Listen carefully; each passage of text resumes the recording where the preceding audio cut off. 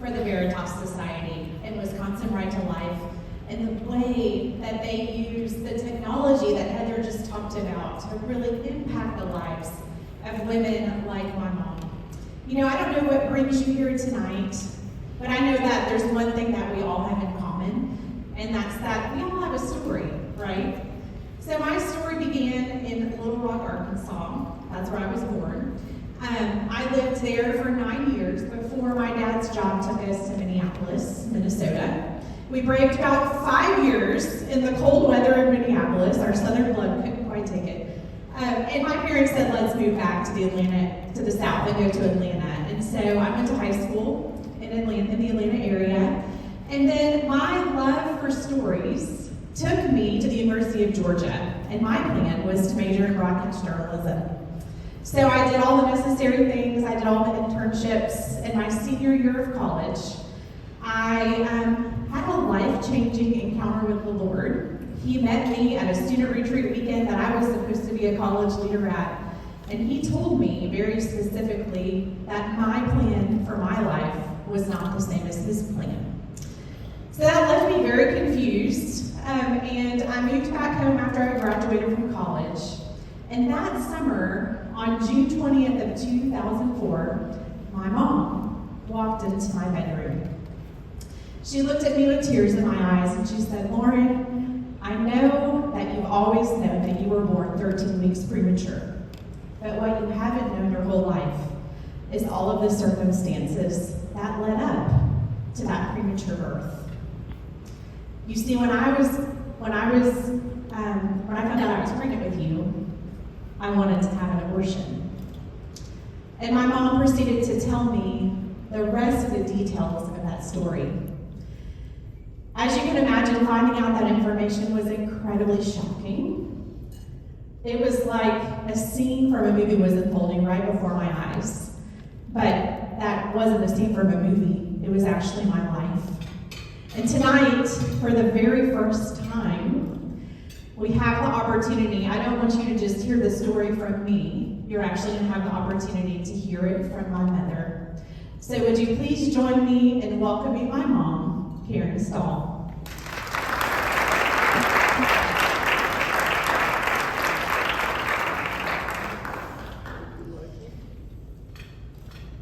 So this is the very first time my mom and I have shared this story together live in person. So this is a big step. And thank you, Heather, for the opportunity to do this together tonight for the very first time. But Mom, you were one of those 18-year-old girls that we just talked about. Can you take us back to when you were 18 and when you found out you were pregnant? What was that like for you? So, in the spring of 1982, I was an 18-year-old college freshman who found myself pregnant. I did not know that there were other options available to me besides having a baby or having an abortion. I was in school on a scholarship, trying to be the first person in my family to graduate from college, and there was no option. I had to eliminate the problem in my life so I could get on with my life. I was at the University of Arkansas, and my best friend from high school agreed to help me because the Friendly Abortion Clinic in Tulsa, Oklahoma, which was closest to where I was, my friend agreed to drive me, and so we set off for Tulsa. When I found out I was pregnant, I was about 8 weeks pregnant. And so this was within a couple of weeks that we went to Tulsa. And when we got there to the address that I had been given, there was no abortion clinic there. So I had to find a payphone and call them and beg them, to give me correct directions and take me, which they would not. They said that by the time I would get there, my appointment window would have been done, and I was out of luck. So I made another appointment. I headed back to Fayetteville, Arkansas, and within a week, my best friend came and picked me up again.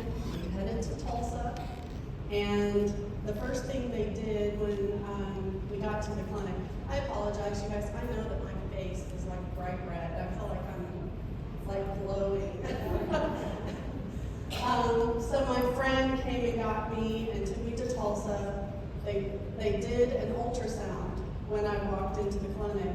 And I was so naive, like I didn't even know what an ultrasound was. And they certainly didn't show it to me. They didn't explain what they were doing. And their ultrasound showed that I was more than 12 weeks pregnant. So they wouldn't do the abortion. I felt very hopeless. I felt very alone.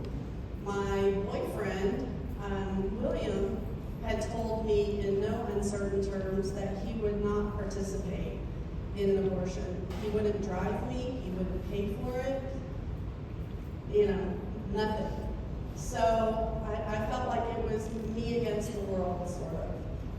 So after the second failure in Tulsa, I went back to school and found out that in the state of Arkansas, they performed abortions to 15 weeks.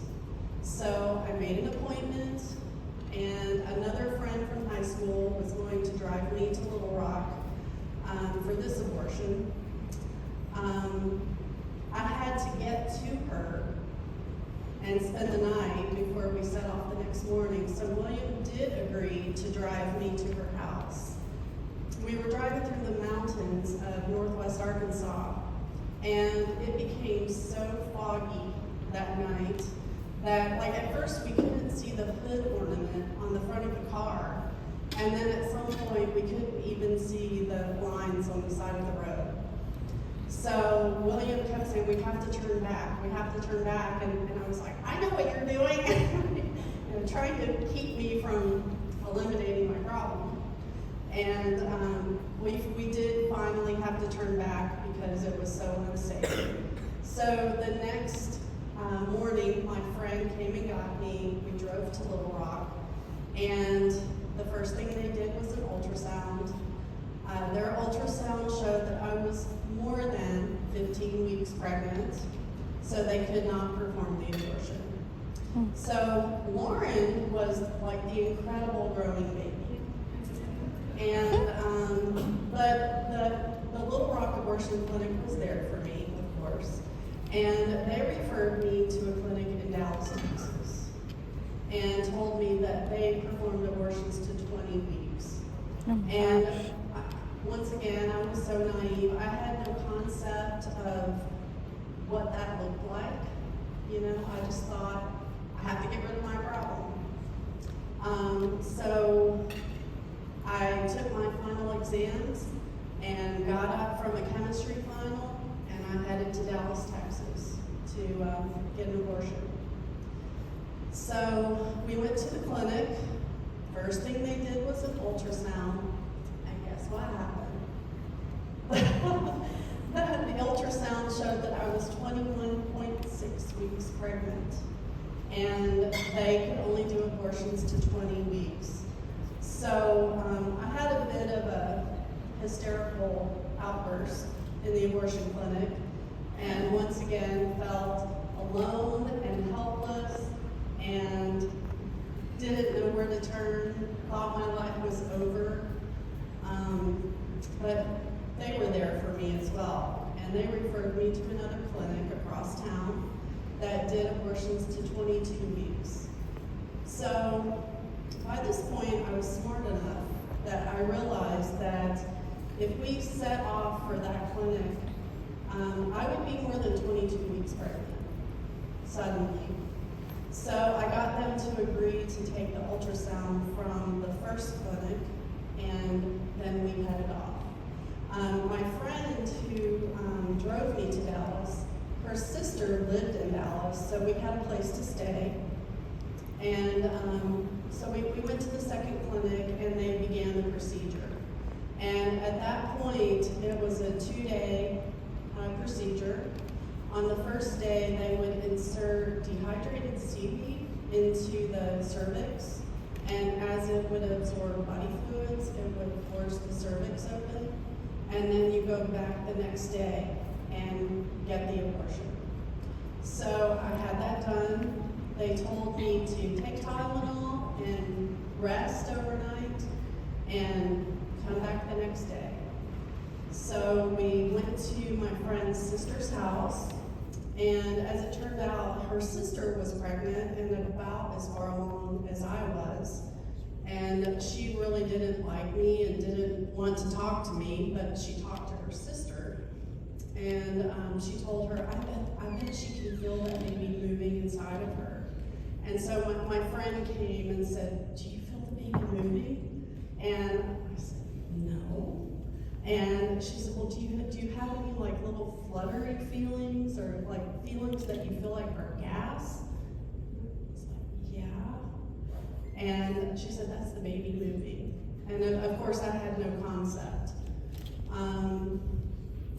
That night, overnight, I was hurting. I was essentially in labor. And William was relentless and kept calling me. And finally, around midnight, I told him that if you would drive to Dallas and go with me to the clinic, then I won't have the procedure done. So during this time, as my mom was going from clinic to clinic, my dad was keeping up with my mom through her friends. And my dad wanted so badly to go to Dallas, but he had no money for gas, and he had no way to get there. So he did what he knew to do, which was to go to the house of a young married couple from his church. Their names were Bill and Jana. When he arrived, it was late at night, and Bill was already in bed. Jana was awake, and when my dad came to the door, Jana immediately knew that something was wrong. My dad proceeded to tell Jana everything that had taken place, that my mom was in Dallas, and that she had gone halfway through with an abortion procedure, but that she had given him a glimmer of hope that if he would come to Dallas and meet her at the clinic the following morning, that she was pretty sure she wouldn't go through with the rest of the procedure. So Jana got down on her knees in their living room and began to pray with my dad. And she asked God, Lord, if you're calling us to help William, would you please make that clear through my husband? So Jana went into her bedroom where Bill was sleeping and woke him up and told him what was going on. And Bill handed my dad his credit card and said, go to Dallas and save your baby. And Jana followed that up with, if Karen needs a place to stay, she can stay with us. So my dad left North Little Rock about 4 a.m. and began his drive to Dallas, crying and pleading with God the whole way there. He got to the abortion clinic, and when he got to the waiting room, he couldn't find my mom. The staff wouldn't give him any information about where she was, and so he began to pace up and down the hallways of the clinic, praying, please, God, don't let her go through with this abortion procedure. And as he turned around, the elevator doors opened, and my mom was standing there. So William went with me into the office of the abortionist, and I told him that I had changed my mind and I didn't want the abortion. So he told me that there was a very good chance that I would miscarry anyway because I was fully dilated, and that on the ride back to Little Rock, I needed to lie in the back seat with my feet elevated. And at this point, I started to have hope because I had William with me instead of against me. I guess at this point we were kind of on the same team. And because Bill and Jana opened their home to me, I felt supported. So when we got back to Little Rock, William had arranged a doctor's appointment for me to see an OBGYN. He examined me, he told me that my cervix was closed, it was tight, everything was good, like we're proceeding, as a normal pregnancy. And I just kind of carried on on with life. I got a job at Target, and we were seeing one another in the evenings and trying to work through our issues and decide what was next in life.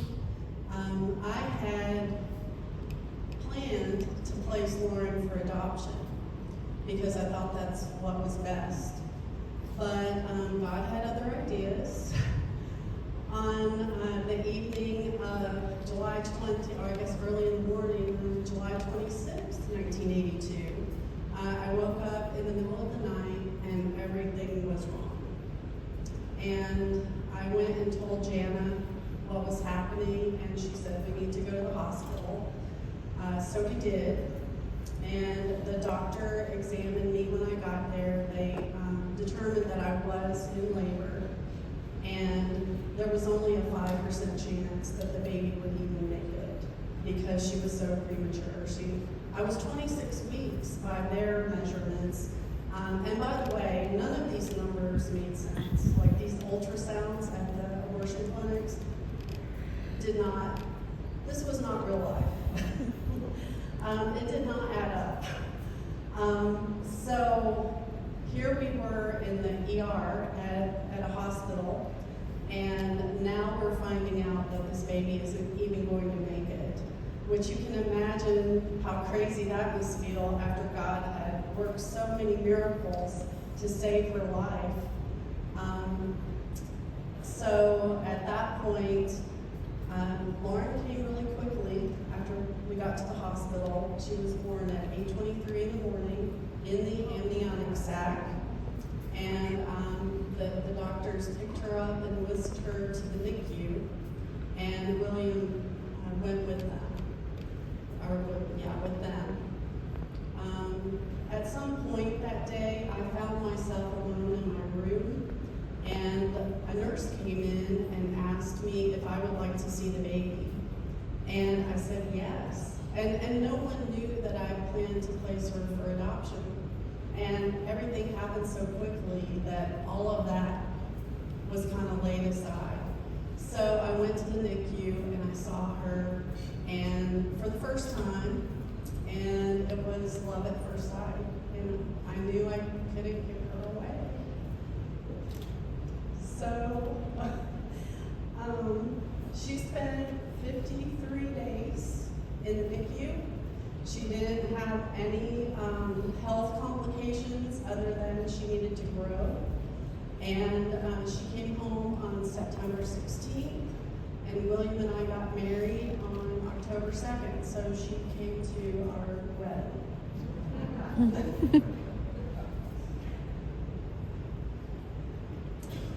Obviously, the story had a very happy ending, and God's hand was in every bit of it. But I really believe that I wouldn't be here today without the help, the hope, and the support of this young married couple named Bill and Jana. And my mom and I have been blessed over the past couple of years to spend some more time with Jana. We actually got to film our story 2 years ago in Minneapolis through the Abortion Survivors Network. We traveled there together, and that was the first time that I had seen Jana since I was just a little girl. And it was just a full circle moment for us to be able to share our story together. But Mom, would you be willing to share just what difference Bill and Jana made in your life and therefore in our family? I feel like without Bill and Jana and what they did for us, just opening their home, I described their home as the no judgment zone. I did not feel judged by them. They spent a lot of time with me and with William. They were kind of our counselors, helping us sort out our problems. I think it was because of them that we decided to get married. And I'm losing my train of thought. But they meant everything to me. I think it's one thing to donate money to a pro-life organization, but it's quite another thing to put your family at risk and open your home to a stranger, and that's what they did for me. And I think something that a lot of people don't think about when they think about this issue of abortion, you know, our world flips this issue of abortion upside down on its head. And I don't know where you are tonight, but I know for me, knowing that God is the author of life makes all the difference when I share my story, because I realize his hand was at work in every part of it, that he knit me together in my mother's womb, that I am fearfully and wonderfully made by him. And when I got pregnant with my own boys, that's when this story really hit home for me. I began to realize I had compassion for women like my mom who found themselves in an unplanned pregnancy and felt like they had no help and no hope and no support.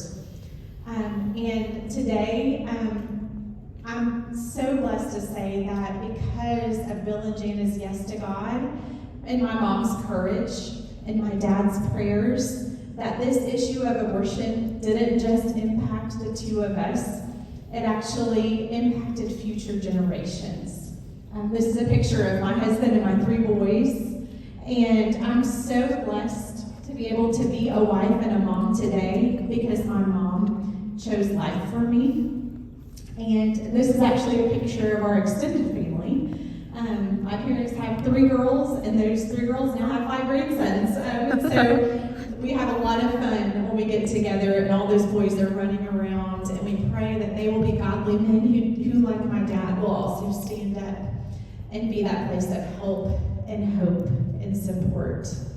And I know that tonight, through the Veritas Society, you're all here because you share this same bond with us, you know, this value of human life. But what I do want you to hear from us tonight is that young women, just like my mom, and babies just like me, are impacted every single day because of what the Veritas Society does. They find themselves in a place where they need true hope and true support. And the Veritas Society provides that for women just like my mom and babies like me, and also future generations.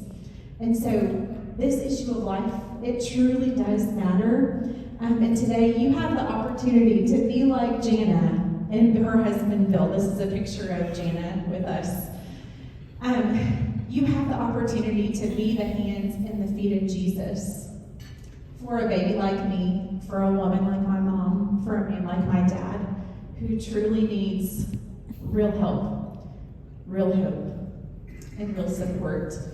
And like Jana did for my mom didn't share this part of the story, but she actually became a Christian because she came to know Christ because of the love and the support of this young married couple named Bill and Jana.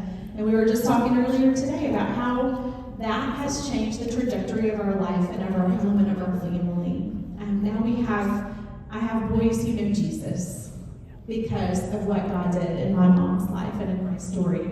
God didn't just save my life physically, he also saved my mom's life spiritually. Thanks to this young married couple named Bill and Jana. And so we have the opportunity tonight to do that same thing for moms who need help and hope and support. And you guys, I don't know if you realize this, but as I travel across the country and I share my story, organizations like Wisconsin Right to Life and the Veritas Society are so invaluable. And what Wisconsin Right to Life and Veritas Society does is so unique in your state. You guys are so blessed to have Heather and her team do what they do. And their work doesn't just happen in Wisconsin, it happens outside of the state of Wisconsin. And my prayer is that God uses it across our country and around the world to save babies' lives. What they do matters so much. And so tonight you have the opportunity to be a part of that. So on your table, there's a card that has a QR code on it. And tonight the goal is to raise $75,000 through your gifts tonight. And you can contribute either